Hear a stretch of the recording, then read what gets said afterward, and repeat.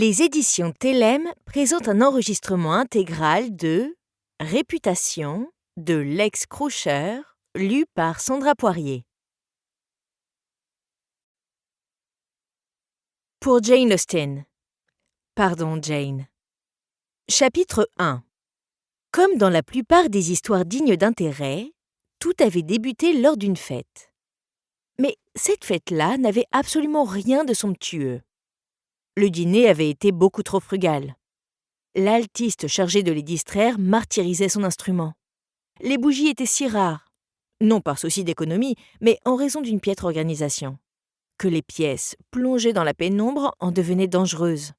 « Comme c'est romantique !» s'était généreusement exclamée Mrs. Burton lorsque, lors du tour du propriétaire, elle avait manqué heurter de plein fouet une domestique qui, chargée d'un plateau de verre de punch, s'était adroitement écartée avant d'être aussitôt engloutie par l'obscurité. Ça n'avait rien de romantique. Sa tante lui avait promis une soirée de danse gracieuse, d'amitié naissante et de beaux parties aux boutons de redingote brillants et à la moustache élégante. Au lieu de quoi, Georgiana se morfondait dans l'alcôve lugubre d'un couloir désert, nouant et dénouant un ruban en songeant avec mélancolie aux funérailles vikings. Les guerriers scandinaves étaient incinérés sur un bûcher funéraire à bord de leur bateau, en compagnie de leurs biens terrestres les plus précieux. Ayant découvert cette coutume dans un livre de son oncle, elle en avait parlé en long, en large et en travers au dîner, quelques jours plus tôt, tout en mangeant ses pommes de terre. Alors qu'elle révélait aux Burton que les épouses et les esclaves suivaient leur maître dans la mort, sa tante avait frappé la table du plat de la main en un geste de colère qui ne lui était pas coutumier et criait « Avez-vous bientôt fini, Georgiana ?» Levant la tête de son assiette, cette dernière avait vu le visage de sa tante empreint d'une horreur absolue. « Je suis navrée, Mrs. Burton. Mais si vous voulez bien me laisser finir, je ne pense pas que suivre leur mari ou leur maître dans la mort dérangeait vraiment les épouses et les esclaves. Les Vikings croyaient en une sorte de paradis. Si Mr. Burton devait faire une chute au cours de sa promenade matinale et se fracasser le crâne contre un rocher, ne souhaiteriez-vous pas l'accompagner? Si le paradis est aussi charmant qu'on le dit, ce serait comme partir en vacances. Vous qui attendez avec tant d'impatience d'aller à St. Ives en septembre, eh bien, vous vous y rendriez plus tôt, en quelque sorte. Ne vous jetteriez-vous pas sur un bûcher funéraire si vous pouviez vous retrouver là-bas dès demain? De toute évidence, l'idée n'avait pas plu à Mrs. Burton. Le sujet des Vikings avait donc été banni de la conversation. Depuis 13 jours que Georgiana habitait chez son oncle et sa tante, elle avait appris à les connaître bien mieux qu'en 20 années de vie. Elle s'était rapidement aperçue que, si les Burton étaient des gens très bons et conciliants, ils étaient aussi très doués pour remplir des journées et des semaines du genre de vétilles monotones auxquelles Georgiana ne prenait aucun plaisir. Ils avaient rejeté toute proposition de sortie ou d'activité, laissant présager de près ou de loin une aventure ou des sensations fortes, sous prétexte qu'ils l'aidaient encore à s'installer. Georgiana se sentait déjà si bien installée que, si on l'obligeait à le faire davantage, son esprit risquait tout bonnement de s'engourdir. À tel point qu'elle ferait bientôt partie intégrante de la structure de la maison, devenant ainsi l'équivalent humain d'une poutre porteuse. Elle avait récemment passé un après-midi entier dans sa nouvelle chambre aux dimensions plutôt modestes, à essayer chaque vêtement de son armoire pendant que Mrs. Burton et Emmeline, sa timide femme de chambre, les passaient en revue en quête d'éventuelles retouches. Arrivée à sa dernière robe, Georgiana était devenue agressive. Sa peau la grattait et ses yeux fous trahissaient son irritation croissante. Pour Mrs. Burton, s'installer convenablement nécessitait de toute évidence d'endurer une période d'ennui et de solitude si insoutenable que l'individu s'en trouvait démoralisé et par conséquent moins enclin à se rebeller contre les rituels quotidiens de la maisonnée. Lire les annonces dans les journaux locaux, ranger par taille des centaines d'aiguilles à broder ou planifier des repas pour 3 comme s'ils devaient nourrir des milliers de personnes. Tout cela avait ses limites. Un matin, le cheval du voisin s'était échappé et, ivre de liberté, avait fait le tour du jardin. Cet événement avait été si palpitant que Georgiana s'était raccrochée à son souvenir des jours durant. Ce n'était pas ainsi que commençaient les nouveaux départs dans les histoires, et Georgiana en avait lu beaucoup. 15 jours plus tôt, elle avait traîné jusqu'à la maison de son oncle et sa tante une malle 2 fois plus lourde qu'elle, pleine de livres qu'elle n'avait pu se résoudre à abandonner. Dans tous les romans où l'on repartait de zéro dans une nouvelle ville, un nouveau village ou un château, l'héroïne était aussitôt embarquée dans une succession d'aventures périlleuses, se perdait tragiquement dans les landes ou tombait en pamoison entre les bras d'un très beau gentleman qui passait par là. Aucun de ces romans ne dépeignait une femme absorbée 2 semaines durant par la contemplation d'une tache d'humidité au plafond du petit salon, se demandant si celle-ci ressemblait plus à un homme trébuchant sur un tabouret ou à un hibou jouant au billard. Georgiana avait obstinément supplié sa tante de sortir en société et il semblait que cette fête soit sa pénitence. Cela faisait près d'1 heure qu'elle se cachait dans son alcôve, regrettant de n'avoir pas eu la présence d'esprit d'apporter un livre. De son poste, elle pouvait observer à loisir les allées et venues des invités qui passaient de la salle à manger au salon et écoutaient leurs conversations. Malheureusement, leurs hôtes, les gars de force, ne semblaient connaître que des hommes et des femmes de plus de 45 ans et totalement dépourvus de personnalité. Georgiana avait surpris le même débat au sein de 2 groupes bien distincts qui se demandaient chacun si les rideaux de la salle à manger étaient rouges ou violets et laquelle des 2 couleurs était la plus criarde. Tous s'accordaient à dire que l'une comme l'autre était inappropriée, mais qu'ils en rediscuteraient plus tard lorsqu'il ferait moins sombre.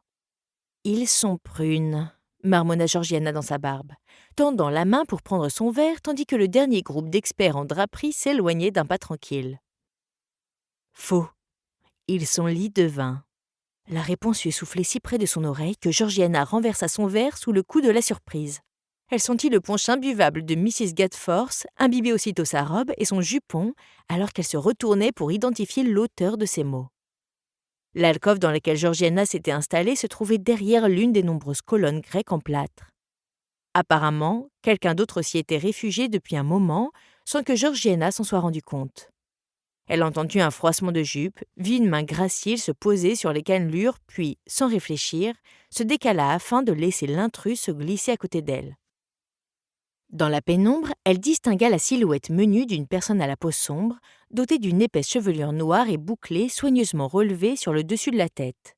Son parfum aux notes florales avait quelque chose d'entêtant et, lorsque l'inconnu tendit une main élégante pour qu'elle la serre, Georgiana vit des pierres étincelantes et des éclats dorés. « Frances Campbell », déclara la femme d'une voix raffinée. Sans laisser à Georgiana le temps de répondre, elle ajouta « C'est sans aucun doute la pire fête à laquelle j'ai jamais assisté. S'il arrivait quelque chose d'un tantinet stimulant, je crois que ces gens tomberaient à la renverse. »« Je m'appelle Georgiana. Ehlers. »« Ah ? Je vous assure que je ne serais pas là si mon père n'avait pas vendu un tableau à ces gens insupportables, les Godforth. Cela les a mis dans tous leurs états. Ils n'arrêtaient pas de dire que ce serait un véritable succès et qu'ils espéraient que nous deviendrions tous d'excellents amis. Le tableau est affreux. Père avait hâte de s'en débarrasser. Il en avait hérité pour ses péchés. Mais je suppose qu'il serait parfaitement à sa place ici, au milieu de tout ça. Elle agita la main en direction des hideuses colonnes. Il s'appelle Gadforth, pas Godforth, rectifia Georgiana, se demandant pourquoi elle ne parvenait plus soudain qu'à prononcer des noms. Frances Campbell ne parut rien remarquer. Ayant posé la main entre elles deux, elle la retira aussitôt. « Mais que diable est-il arrivé à votre robe ?» Georgiana avait complètement oublié sa boisson renversée et Frances venait de se mouiller les doigts. « J'espère que ce n'était pas votre préféré. Encore une victime tragique de ce punch abominable. Tenez, ne vous en faites pas, goûtez plutôt ça. » Elle lui tendit une petite flasque que Georgiana approcha de ses lèvres dans un état second, sans réfléchir, avant de recracher un liquide bien plus fort que le punch qui lui brûla la gorge. « C'est du cognac. Redoutable, n'est-ce pas ?» fit observer Frances pendant que Georgiana toussait. « Allez-y, buvez. » Georgiana s'exécuta. Jamais encore elle n'avait rencontré une personne qui lui fasse une si forte impression en si peu de temps. Elle connaissait Frances Campbell depuis une minute à peine et appréhendait déjà le moment où celle-ci quitterait leur alcôve, l'abandonnant à sa soirée solitaire. Certes, elle n'était en présence ni d'un aventurier droit sorti d'un roman de cap et d'épée, ni d'un gentilhomme battu par les vents. Mais Georgiana comprit sur le champ qu'elle avait affaire à une véritable héroïne de roman. « Je ne peux pas croire qu'ils aient l'audace d'appeler cela une fête », fit observer Frances en faisant virevolter sa main libre. « C'est aussi joyeux et charmant que l'enterrement d'un chien. Et pourquoi fait-il si sombre ? J'ai trébuché sur mon ourlet et failli passer par la fenêtre tout à l'heure. Tout bien pensé, c'eût été préférable. Après tout, nous sommes au rez-de-chaussée. » En pouffant de rire, Georgiana laissa échapper un grognement et se sentit aussitôt honteuse d'avoir émis un son si repoussant. « Qui vous a traîné ici, au fait ?»« Ah !» Georgiana s'éclaircit la gorge, la voix rauque après une soirée passée principalement à communiquer par de modestes hochements de tête. « Je suis hébergée par mon oncle et ma tante, les Burton. Ils sont amis avec les Gadforth depuis un certain temps, me semble-t-il. »« Les Burton sont charmants, » s'empressa-t-elle d'ajouter, remarquant le haussement de sourcils de Frances. « Mais leur goût en matière de fête me dépasse. Croyez-moi, si j'avais pu songer à ouvrir cette fenêtre, je ne serais déjà plus à vos yeux qu'un point minuscule dévalant la colline. » Frances éclata de rire. Elle prit le verre vide de Georgiana, l'emplit de cognac et le lui rendit. Puis elle leva sa flasque comme pour porter un toast. « Santé à nos monstrueuses familles et aux innombrables fêtes dignes de ce nom que nous manquons en ce moment même. Que nos amis y sèment une pagaille sensationnelle à notre place. » Georgiana ne trouvait pas les Burton particulièrement monstrueux. Qui plus est, vivant en quasi-recluse, elle n'avait de toute façon rien de mieux à faire. Mais il lui sembla impoli de le signifier, si bien qu'elle fit teinter son verre contre la flasque et but à longs traits. Frances soupira d'un air las, se fanant contre la colonne comme s'il n'existait pire torture qu'endurer une fête médiocre. « Ma seule consolation dans cette histoire est que la maîtresse de maison est un véritable personnage. Avez-vous vu sa robe ? Toute de satin rose avec ce corset douteux. Elle ressemble à un blanc mangé à la fraise que quelqu'un aurait écrasé. Mr. Gadforth devra sans doute l'enduire de graisse d'oie pour la lui retirer tout à l'heure. » Georgiana gloussa, rouge et grisée par le cognac et par tant d'attention, ce qui sembla encourager Frances. Alors que celle-ci était en train de décrire la moustache de Mr. Gadforth, « Avez-vous déjà vu un écureuil écrasé par un cheval ?» Elles entendirent le tintement du métal contre le verre, suivi par l'interruption du brouhaha qui leur parvenait du salon. Quelqu'un s'apprêtait à faire un discours. Levant les yeux au ciel, Frances se redressa, défroissa les plis de sa robe et rangea soigneusement la flasque au fond de son réticule. « Venez, M. Gadforth va pleurer de joie et s'offrir corps et âme à mon père en remerciement de ce maudit tableau. Et je dois être là pour sourire et faire la révérence. Ou, du moins, pour le retenir quand il tentera de l'embrasser sur la bouche. » Elle offrit son bras à Georgiana, et toutes deux rejoignirent la fête comme des amies de toujours et de proches confidentes. Mr. et Mrs. Gadforth se tenaient en défi juste devant le tableau en question, souriant de toutes leurs dents à leurs invités et serrant dans leurs mains moites des verres remplis à ras-bord. Georgiana, qui désormais ne pouvait s'empêcher de voir la pauvre Mrs. Gadforth telle que Frances venait de la décrire, dut ravaler un gloussement de leur hôtesse, rajusta maladroitement son corsage, tentant avec optimisme de remonter son ample poitrine. Frances rit aussi, sans chercher le moins du monde à dissimuler son hilarité. Elle lâcha le bras de Georgiana et fit une révérence aussi brève que sarcastique avant de traverser la pièce pour rejoindre deux personnes qui, supposa Georgiana, devaient être Mr. et Mrs. Campbell. Soudain mal à l'aise, sans amis ni par derrière lesquels se cacher, Georgiana se dirigeait vers le fond de la pièce, tandis que Mr. Gadforth s'éclaircissait la voix et commençait son discours. Elle n'entendit pas un traître mot de ce qui ressemblait à un monologue soporifique. Elle observait les Campbell.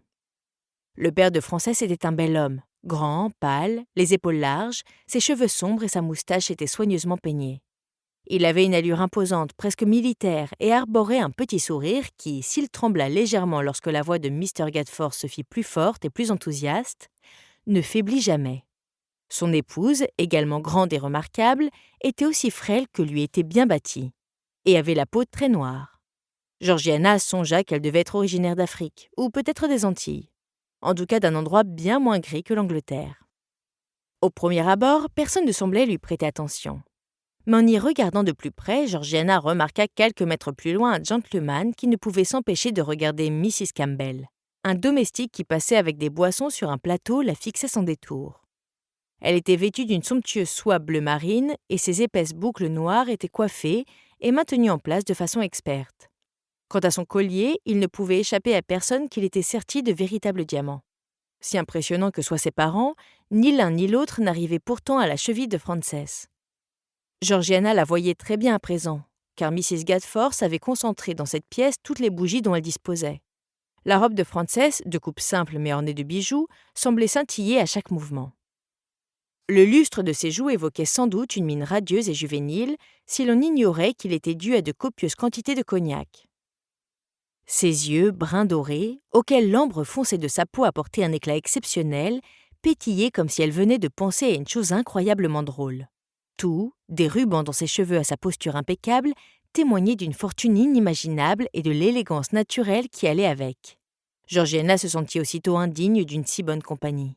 Mais elle éprouvait le désir beaucoup plus pressant et désespéré de courtiser Frances et d'en faire son amie. Le discours de Mr. Gadforth atteignit bientôt son apogée. Cette superbe peinture, cette œuvre d'art exquise a parachevé notre demeure et, chaque fois que je la contemplerai, je songerai avec tendresse à Lord Campbell, cet ami d'une incomparable gentillesse que je tiens dans la plus haute estime. Georgiana sursauta, manquant renverser son verre pour la seconde fois de la soirée, puis jeta un coup d'œil émerveillé aux parents de Frances. Non pas Mr. et Mrs. Campbell, mais Lord et Lady Campbell. Elle regarda Frances, qui fixait avec un sourire en coin Mr. Gadforth, lequel lui rendit un sourire bienveillant tout en levant son verre, comme s'il était complice de la plaisanterie plutôt que son objet. Des applaudissements polis accueillirent la fin du discours et Georgiana sentit son estomac se nouer. Si Frances et ses parents s'éclipsaient maintenant, cela mettrait un terme à cette fascinante rencontre qui avait si brièvement brisé la monotonie de sa vie chez les Burton. Encore une semaine de causerie sur le tissage des châles ou les conditions idéales pour faire pousser des navets, et elle finirait par perdre la tête. Frances promettait des conversations pleines d'esprit, une compagnie prestigieuse et des fêtes auxquelles personne ne rêvait d'échapper. Georgiana voyait en elle le début de quelque chose, d'une histoire qu'elle désirait ardemment suivre jusqu'au bout. Lorsque les conversations reprirent, elle n'osa pas lever la tête pour voir si les Campbell s'étaient retirés avec grâce. Elle fut donc ravie lorsqu'une main légère se posa sur son bras. « Vous avez l'air terriblement seule ici, » constata Frances. « Comme si quelqu'un venait de rompre avec vous. Venez plutôt rencontrer mes parents. » Elle guida Georgiana de l'autre côté de la pièce pour faire les présentations. « Passez-vous l'été ici, Miss Sellers ?» s'enquit Lady Campbell une fois les formalités d'usage échangées. « En un sens, oui, Lady Campbell, bien qu'il soit fort possible que je prolonge mon séjour, » répondit Georgiana, affectant un ton qui se voulait léger et badin, comme si les circonstances dudit séjour l'amusaient vaguement. Ma mère étant souffrante, mon père et elle se sont installés sur la côte afin de profiter de la pureté de l'air. Ils ont pensé qu'il valait mieux pour moi de rester à proximité de la civilisation. Mon oncle et ma tante, les Burton, ont eu la grande gentillesse de m'héberger. Ils vivent de l'autre côté du pont. L'emplacement de la maison des Burton, trop près de la ville pour être un grand domaine, mais trop loin pour être à la mode, en disait long sur leurs moyens, ou manque de moyens, si bien que Georgiana crut que cette information recevrait un accueil glacial. Elle n'aurait pas dû s'inquiéter. Les Campbell étaient, semblait-il, le genre de personnes que sa tante qualifiait de « gens honnêtes et raffinés ». Autrement dit, ils ne se moquaient pas ouvertement de la situation financière des autres. Aussi ne firent-ils que s'enquérir poliment de la santé des Burton. Quelques pas derrière les Campbell, Mrs. Burton, ignorant quel était le sujet de leur conversation, leva la tête et vit avec qui Georgiana discutait. Elle décocha un petit sourire crispé à sa nièce, puis l'air inquiet murmura à l'oreille de son mari, se remémorant sans doute les funérailles vikings. « Frances, ma chérie, pourriez-vous aller voir Mrs. Gadforth et aider Miss Sellers à trouver de quoi mettre en valeur sa robe ?» dit Lady Campbell à mi-voix, posant une main sur le bras de sa fille en jetant un rapide coup d'œil à la grande tache de punch que Georgiana avait complètement oubliée. « Bien sûr !» s'écria Frances. « Mon Dieu, dire que je suis restée plantée là alors que vous étiez toute trempée et malheureuse. Venez !» Georgiana fit la révérence et laissa Frances l'entraîner vers la porte puis dans l'escalier sombre, attirant en chemin son attention sur le fait qu'elle se dirigeait dans la direction opposée à Mrs. Gadforth et sa poitrine débordante. « Oh, vous êtes adorable, personne n'y prendra garde », dit Frances pour la réconforter, ayant remarqué son hésitation. « Et d'ailleurs, je meurs d'envie de voir le reste de sa garde-robe. Je parie que nous trouverons d'innombrables brocarts d'or et une sorte de chapeau de fête surmonté de fruits. » Le cognac semblait faire son effet.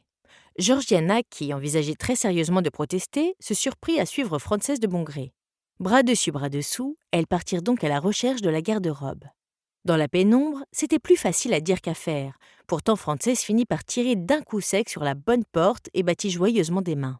Georgiana s'assit sur le repose-pied de velours rose de Mrs. Gadforth et regarda Frances sortir du placard des vêtements de plus en plus extravagants, un châle fait de plumes de paon, un masque de cuir, une robe grise si décolletée qu'il aurait été impossible d'y dissimuler un sein, jusqu'à ce qu'elles soient toutes deux prises de fou rire. Frances lui fit signe de déboutonner le dos de sa robe. Georgiana hésita un instant avant de l'aider maladroitement, puis la vit explorer la garde-robe avec une motivation renouvelée. « Tenez !»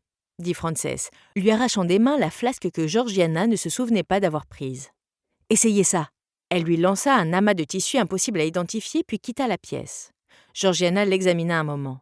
Le vêtement semblait à la fois trop grand et plein de fanfreluches de mauvais goût. Elle le passa par-dessus sa tête. Maintenant qu'elle était seule, toute cette histoire lui parut soudain plus que ridicule, mais elle se surprit néanmoins à se sourire bêtement dans le miroir de la coiffeuse. Ses cheveux commençaient à se défaire et jamais encore elle n'avait perçu dans son reflet une allure si désordonnée et alcoolisée. Cela importait peu.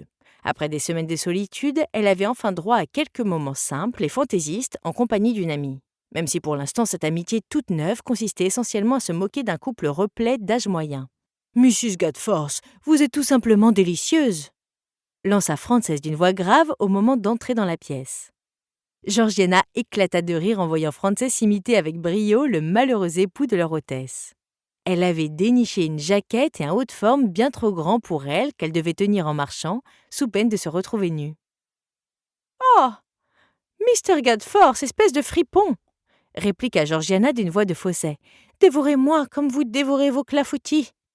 Frances rejoignit Georgiana en gloussant, puis se laissa choir à côté d'elle sur le repose-pied.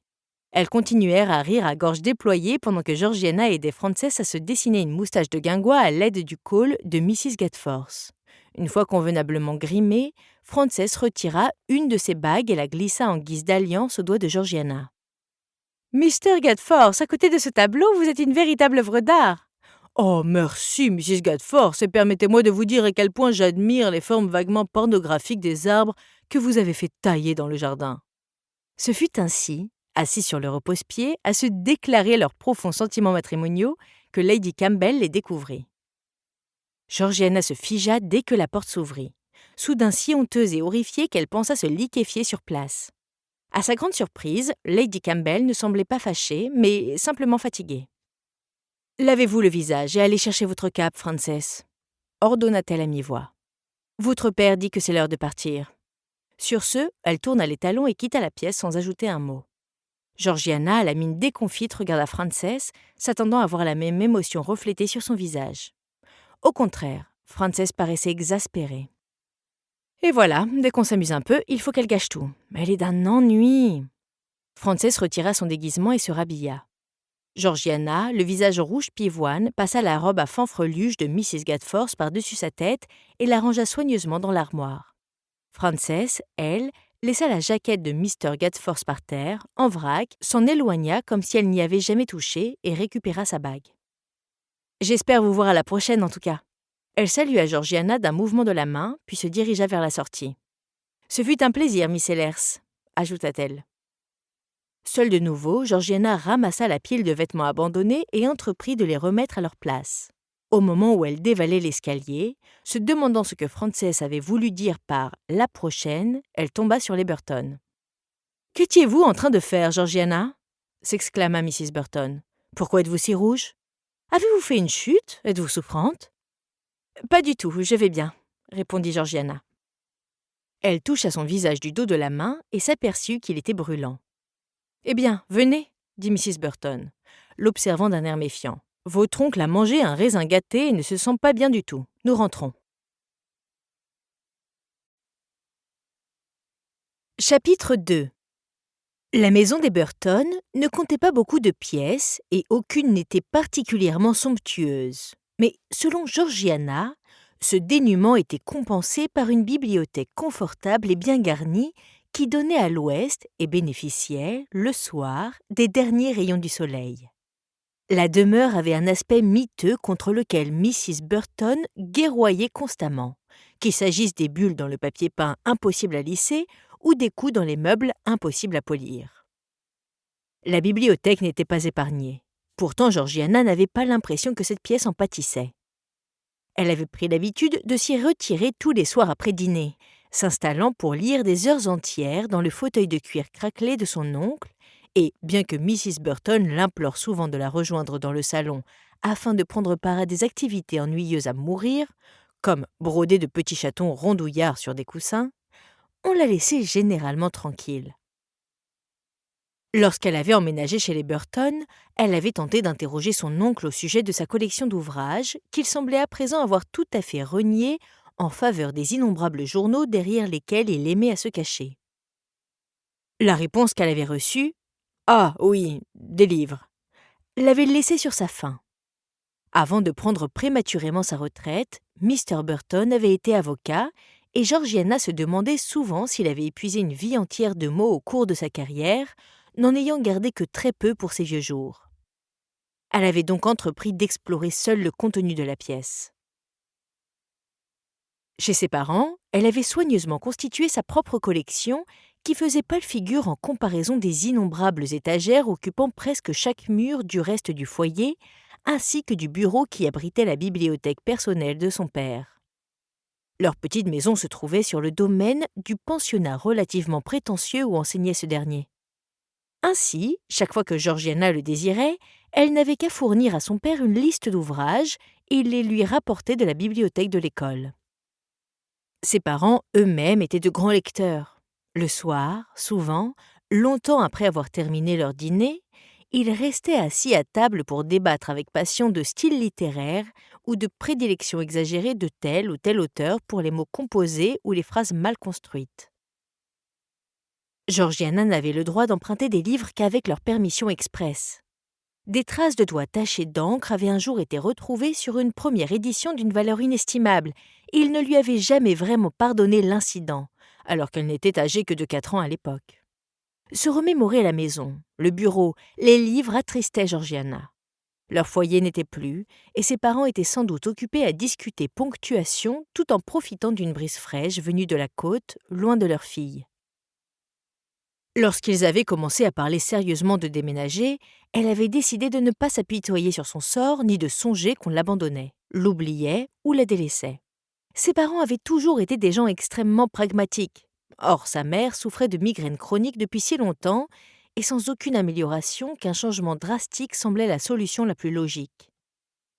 N'importe quelle personne douée de bon sens pouvait comprendre pourquoi ils ne souhaitaient pas que leur fille adulte les accompagne dans cette nouvelle étape de leur vie. Son père devait occuper un nouveau poste et le logement fourni par sa future école ne pouvait assurément pas s'accommoder à la fois de ses propres livres et de ceux de sa fille. Georgiana n'avait pleuré qu'une fois, au moment de la signature des documents qui avaient marqué la cession de sa maison et de sa vie entière au nouvel instituteur, un homme accompagné d'une épouse souriante et de 3 rejetons heureux et potelés, avant de se jurer de ne plus jamais verser une larme. Dans un recoin sombre de son esprit, elle s'était imaginée se prosternant à leurs pieds, les suppliant de la prendre en charge et de faire d'elle leur 4e enfant. Elle leur proposerait de rester dans le bureau de son père, à la porte duquel elle se ferait déposer ses repas, les hantant tels ces fantômes accablés de chagrin qu'on trouvait dans les livres. En réalité, elle savait qu'elle n'était plus une enfant, et qu'elle pouvait s'estimer heureuse que sa tante et son oncle aient accepté de l'héberger alors que l'absence de soupirants laissait présager un très mauvais investissement. Elle s'était ressaisie et, les joues sèches, avait serré la main que ses parents lui tendaient en guise d'adieu, avec l'impression pénible de sentir quelque chose au fond d'elle mourir d'une mort douloureuse et définitive. Son père avait promis de lui écrire une fois qu'il serait installé, mais ils étaient loin et avaient beaucoup d'affaires à régler. Si bien que Georgiana n'avait pas encore eu de leurs nouvelles. Mrs. Burton avait abordé la question à plusieurs reprises, changeant de sujet avec un tact inhabituel en constatant que sa nièce prenait mal la chose. Georgiana savait que sa tante serait effarée par l'éducation relativement non-interventionniste de sa sœur.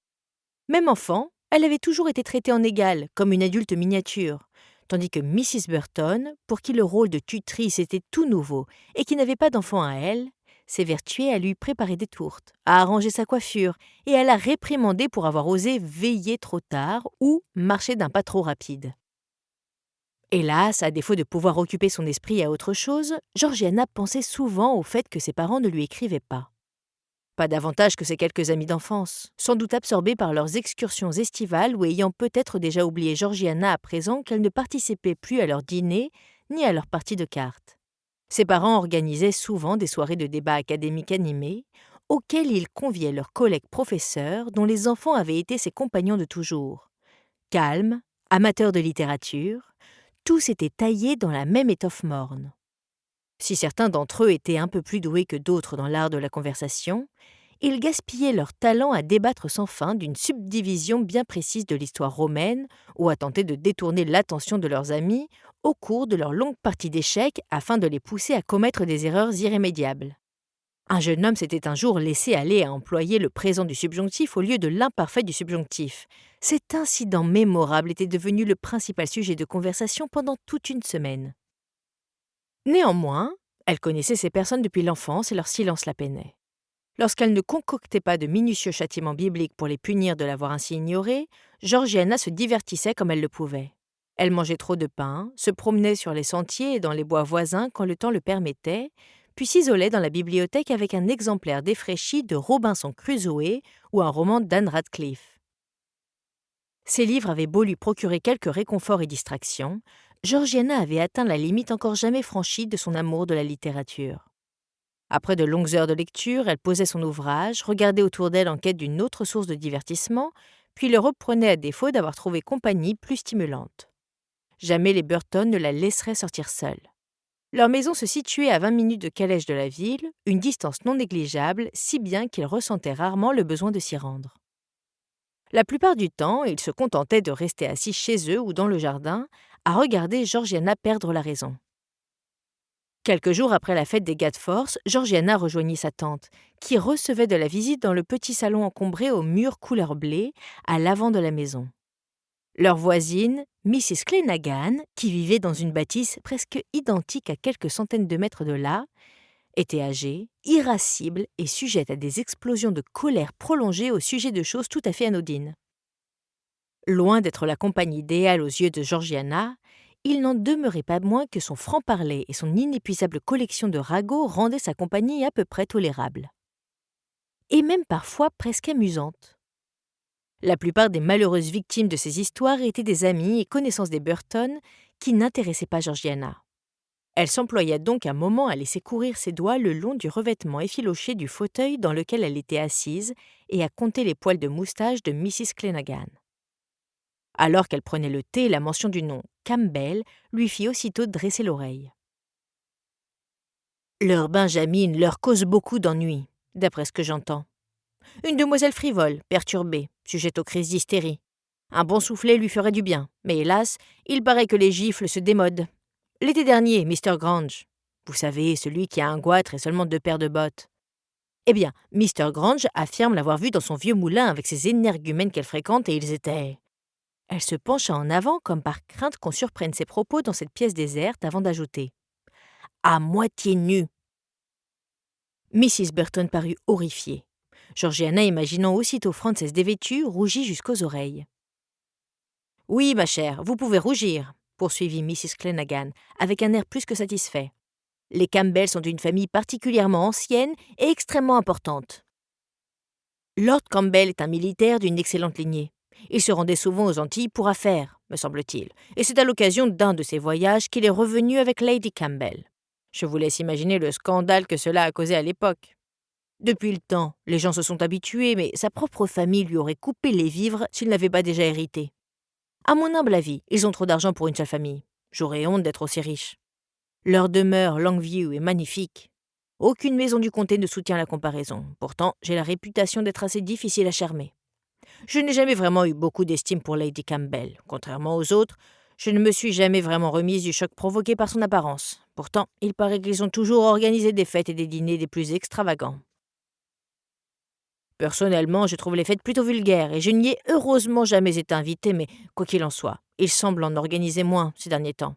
Leur aînée, Eleanor, s'est mariée il y a 5 ans. De la vie générale, c'est une jeune femme tout à fait agréable.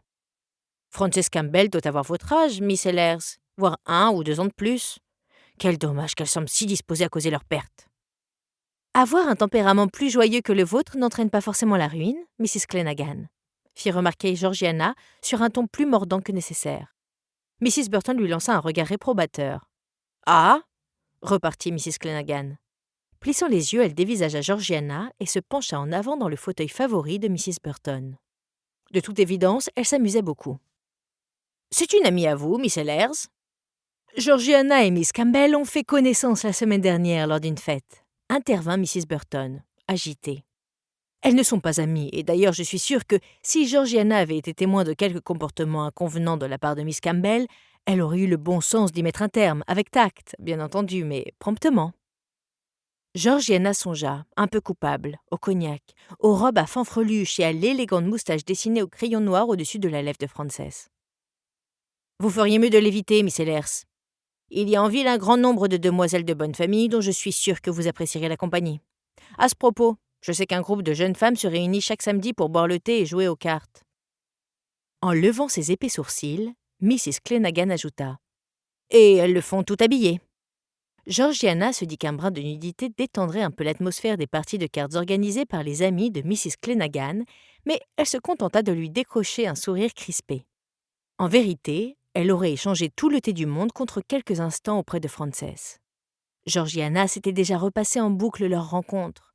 Elle avait même commencé à inventer les conversations qu'elle pourrait avoir par la suite, au cours desquelles Georgiana impressionnerait Frances par son charme et son esprit, cimentant ainsi une longue amitié et mettant en branle les nombreuses aventures qu'elles vivraient ensemble.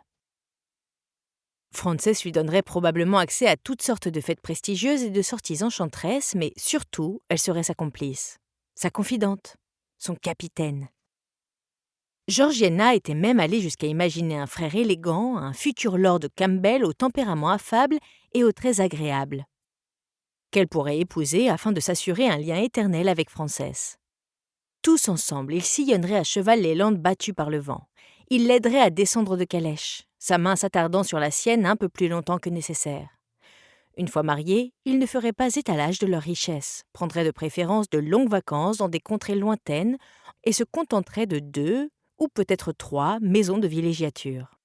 Apprendre que Frances avait seulement une sœur aînée qui était déjà mariée tempéra un peu son fantasme sans toutefois l'éteindre tout à fait. Peut-être existait-il quelque charmant cousin, un ami d'enfance rescapé d'une guerre atroce. Elle se contenterait même d'un jeune oncle, du moment qu'il avait les bras bien dessinés et encore des cheveux. Au petit salon, la conversation avait dévié sur les réparations d'un pont voisin, si bien que Georgiana estima qu'elle pouvait se permettre de ne plus écouter, n'étant ni ingénieure ni ennuyeuse à mourir. À présent, la vraie difficulté était de tomber de nouveau sur Frances. Les activités auxquelles s'intéressaient les Burton consistaient à s'asseoir dans un coin paisible et aller se coucher à 21h30. Mrs. Burton lui avait assuré que l'été offrirait des sorties à foison, mais ce qu'elle avait vu jusqu'à présent de leur calendrier ne lui donnait guère d'espoir. À moins d'écrire une lettre à Frances, Georgiana ignorait comment renouer leur lien. Or, elle n'osait imaginer ce qu'elle lui dirait si elle se hasardait à prendre la plume. « Chère Miss Campbell, j'ai grandement apprécié notre séance de travestissement bien arrosée de l'autre soir, et j'espère que nous pourrons la réitérer périodiquement. Sincères salutations, Georgiana Hellers. » Sans doute valait-il mieux s'abstenir. Une fois tout le thé bu, Georgiana songea que la tasse de Mrs. Clenaghan se remplissait sûrement par magie, tant elle tardait à atteindre le fond. Et leur voisine partie, Mrs. Burton, lança un regard accusateur à sa nièce. « N'allez pas croire que je ne vous ai pas vue avec Miss Campbell à la fête, Georgiana. Que faisiez-vous donc cachée à l'étage ?»« Oh, nous discutions de choses sérieuses, ma tante, de choses d'ordre culturel. »« Des choses d'ordre culturel ? Et de quelle culture discutiez-vous, si je peux me permettre ?»« Eh bien, de la culture de la boisson, » répondit Georgiana avec le plus grand sérieux, écarquillant innocemment les yeux. « C'est un véritable fléau pour notre société, vous savez. Les gens s'écroulent dans la rue, des fiançailles sont rompues, des vies gâchées. J'ai entendu dire que la Tamise était constituée de gin à près de 70%. » « Enfin, Georgiana, bien sûr que non !» railla Mrs. Burton avant d'hésiter un instant. « Si ?»« Il se penche sur la question, » répondit Georgiana avec un air vague. Mrs. Burton poussa un soupir. « Je sais que vous devez parfois trouver cet endroit un peu ennuyeux, mais je suis certaine qu'il y a d'autres fêtes, d'autres dîners. Soyez patiente. Vous rencontrerez plein de jeunes femmes et de jeunes hommes, très comme il faut et qui, contrairement à Miss Campbell, n'encourageront ni rumeurs ni racontars. Méfiez-vous d'elle, Georgiana. Il est vrai qu'elle est d'un rang particulièrement élevé, mais cela signifie simplement qu'elle peut tomber d'autant plus haut. »« Oh, ne vous inquiétez pas !» rétorqua laconiquement Georgiana. « Je resterai à l'affût de tout comportement licencieux et de toute nudité inopinée lors de la prochaine fête chez les Gatforth en l'honneur de leur nouvelle nappe. » Inutile d'être impertinente. J'ai dit ce que j'avais à dire. À présent, poursuivit Mrs. Burton avec un sourire crispé destiné à désamorcer la situation, je vais chercher mon ouvrage et vous pourrez commencer le vôtre. J'ai là un joli motif avec d'adorables chérubins qui vous plaira beaucoup, j'en suis sûre. Elles passèrent le reste de l'après-midi en silence. Une ambiance sans doute paisible et agréable aux yeux de Mrs. Burton. Elle ignorait que Georgiana avait envie de s'enfoncer l'aiguille à broder dans l'œil jusqu'au cerveau après avoir vu les horribles petits anges au regard concupiscent qu'elle s'apprêtait à immortaliser sur son canevas. Elle enviait Mr. Burton, qui savait si bien esquiver les lubies de son épouse en invoquant ses nombreuses promenades de santé. Il sortait prendre l'air tous les matins et tous les soirs, mais ses excursions se faisaient beaucoup plus fréquentes quand elle était agaçante ou d'humeur particulièrement bavarde. De nouveaux itinéraires passionnants lui venaient parfois spontanément à l'esprit en plein milieu d'une phrase de sa femme. Ce soir-là, il revint de sa promenade, devenue fort pressante lorsqu'on l'avait informé de l'arrivée imminente de Mrs. Clenaghan, juste à temps pour le dîner. « Quel dommage que vous l'ayez manqué, mon cher !»« Les Middleton ont planté des tournesols, » dit-il sans écouter sa femme. Elle ne parut pas s'en apercevoir. « Des tournesols ?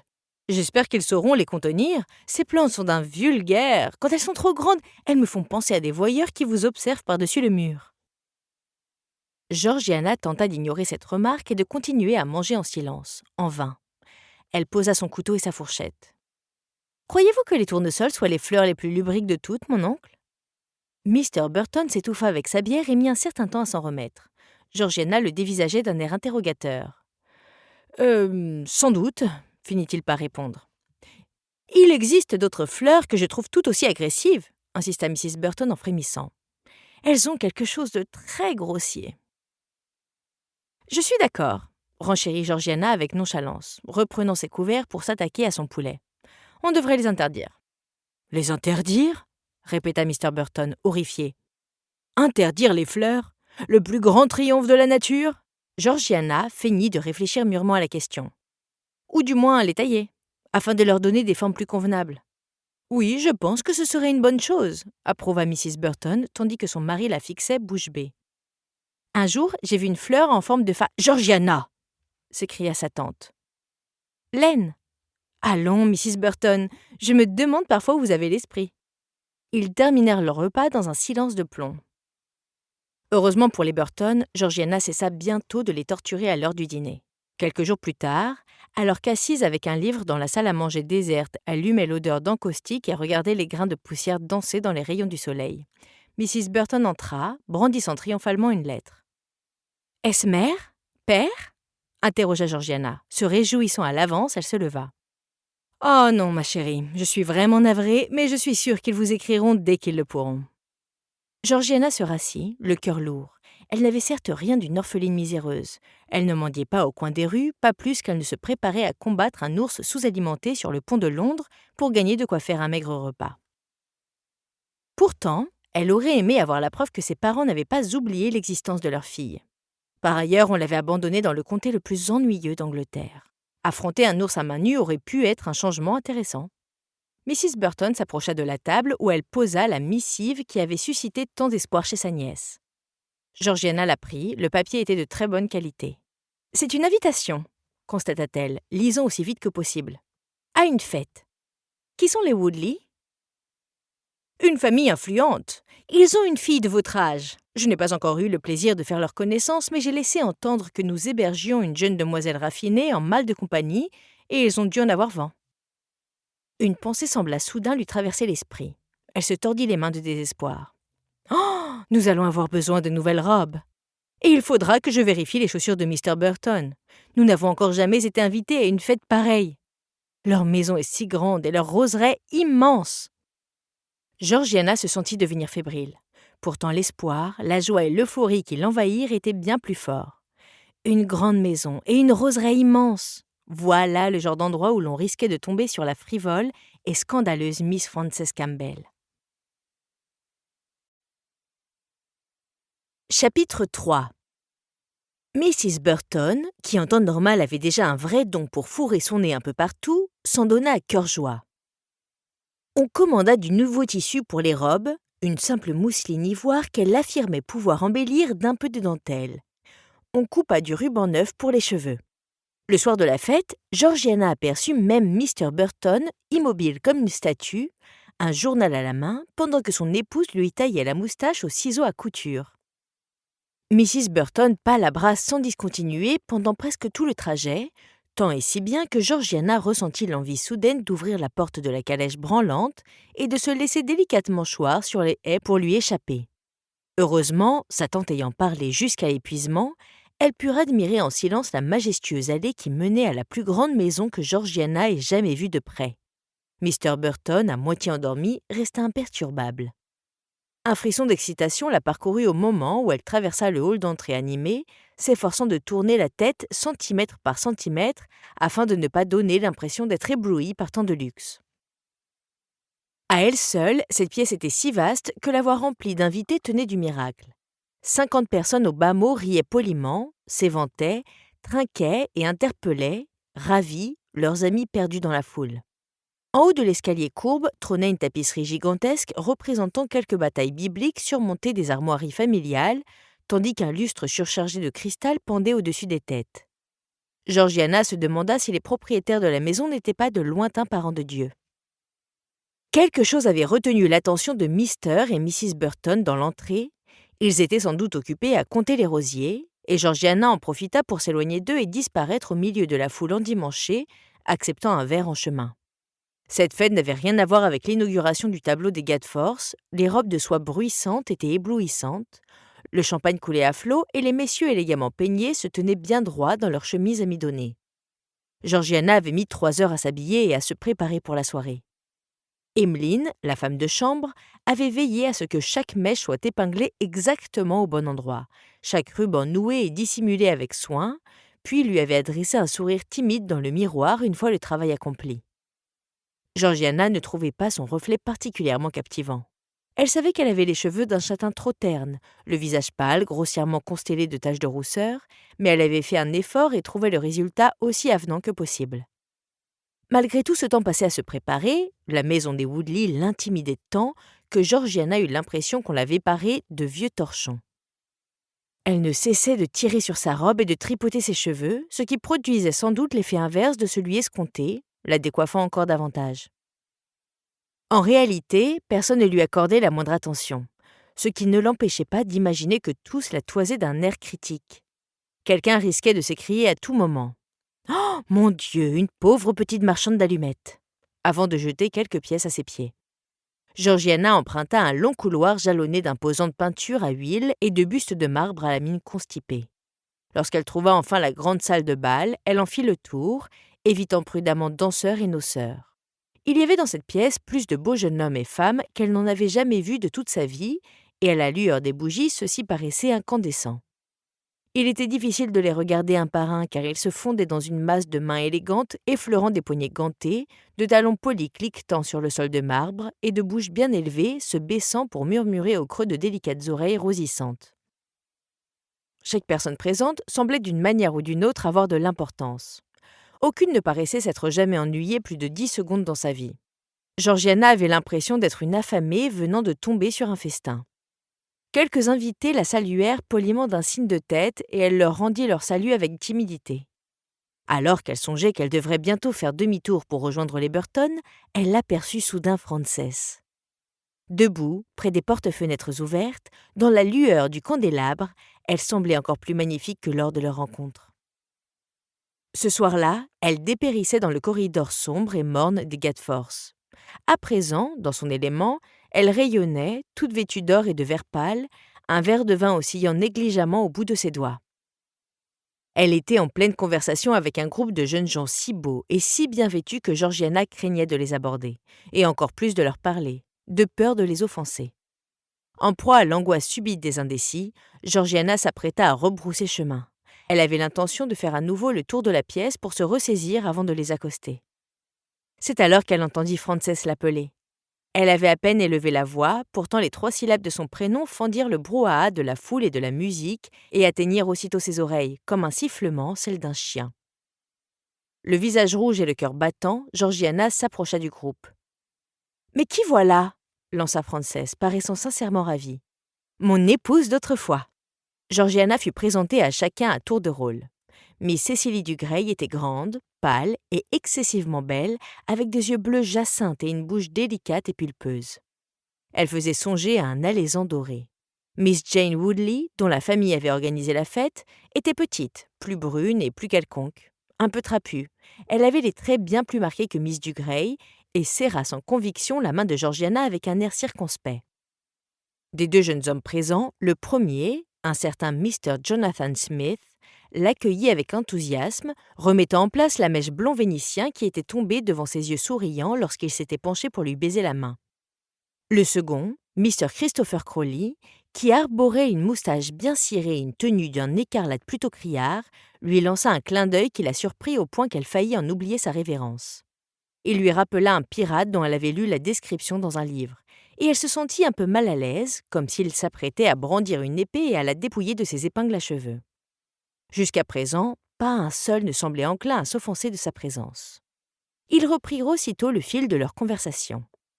Georgiana se contenta d'écouter, ravie d'avoir été acceptée par ces jeunes gens de premier choix, mais craignant surtout, si elle ouvrait la bouche, de dire quelque chose d'incroyablement idiot au sujet du temps qu'il faisait ou du cycle de vie de la grenouille. Non, je vous assure que si Mr. Weatherby me regarde de nouveau du clin de l'œil dimanche, je le traiterai publiquement de pervers et je ferai savoir à la congrégation que, lorsque j'ai changé de position pendant l'office, il a tenté de voir mes chevilles. Affirmait Frances à l'amusement général. Sans rire, il n'est pas étonnant que j'y assiste si peu souvent. Cela suffirait à envoyer n'importe quelle femme dans les bras aimants du diable. Quand il me regarde alors qu'il prêche la famille et le devoir, je sais ce qu'il s'imagine. Moi, sa femme, bedonnante, avec une ribambelle d'enfants, écartant les jambes une fois par an dans le seul but de procréer, l'esprit occupé par Dieu. Georgiana avala de travers. Elle se confondit en remerciements silencieux lorsque Mr. Crawley lui offrit avec grâce son mouchoir orné d'un monogramme. « Alors, Fanny, si le vénérable pasteur n'y a pas droit, qui pourra admirer librement ses chevilles ?» demanda Mr. Smith, dont la familiarité donna aussitôt l'impression à Georgiana que lui-même serait ravi de voir cette partie de son anatomie. « J'ai entendu de nombreuses rumeurs, mais je préfère aller directement à la source. »« Je ne peux décemment pas répondre à cette question, » rétorqua Frances, sirotant son verre et adressant un petit sourire en coin à ses amis. Georgiana aurait aimé savoir pourquoi Frances se montrait si évasive, afin d'être à l'égal de Miss Dugrey, qui lui rendit un sourire entendu. Miss Woodley se contenta d'émettre un reniflement à peine audible. « Qui est l'heureux élu ?» l'interrogea Mr. Crawley. « Oh, Frances, ne me dites pas qu'il s'agit de ce dandy imbu de sa personne, l'inimitable Mr. Russell. »« Vous êtes aussi imbu de votre personne que lui, Christopher, » répliqua Frances. « Et quelle idée de porter du velours en juin ! Un peu de modestie ne vous ferait pas de mal. »« En effet, mais j'ai la décence et la dignité de connaître et d'accepter mes très nombreuses qualités et mes rares défauts, » soutint Mr. Crawley, qui ne semblait pas offenser le moins du monde. Lui, en revanche, feint de n'avoir aucune conscience de ses quelques avantages inexplicables, ses 20 000 avantages par an, et prend l'air parfaitement déconcerté chaque fois qu'une mère s'approche avec une flopée de filles qui se pâment d'admiration dans son sillage. Il n'a pas changé depuis Eton. De plus, ajouta-t-il avec l'air suffisant d'un homme en possession d'informations dommageables, il a couché avec Kitty Feathering.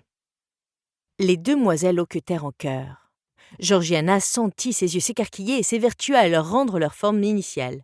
« C'est faux, et vous le savez, » répliqua Frances sur un ton tranchant.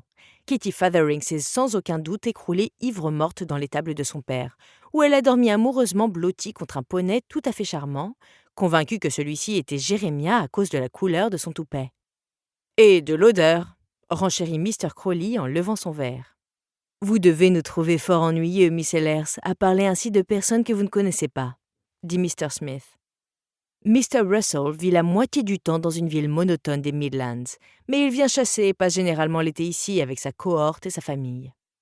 Je m'étonne d'ailleurs qu'il ne soit pas là ce soir. Un peu troublée de se voir adresser la parole aussi directement, Georgiana ne put que sourire. « Mais il est là !» fit remarquer Mr. Crawley, à contre-cœur. « Je l'ai aperçu dans les jardins avec quelques-uns de ces écornifleurs quand je suis sorti fumer. »« Allons donc, vous vous êtes bien gardé de nous en parler, n'est-ce pas ?» le réprimanda Frances en lui faisant les gros yeux. Miss Woodley partit d'un rire sans joie. « Craignez-vous d'être éclipsé, Christopher » railla-t-elle. « Très bien, allons le saluer. Notre pauvre Franny pourra ainsi penser à autre chose qu'à Dieu la prochaine fois qu'elle écartera les jambes pour un paysan de passage, dit Mr. Smith. Nous espérons que vous avez apprécié cet aperçu. Pour continuer à écouter ce livre audio sur Google Play Livres, utilisez le lien dans la description de la vidéo.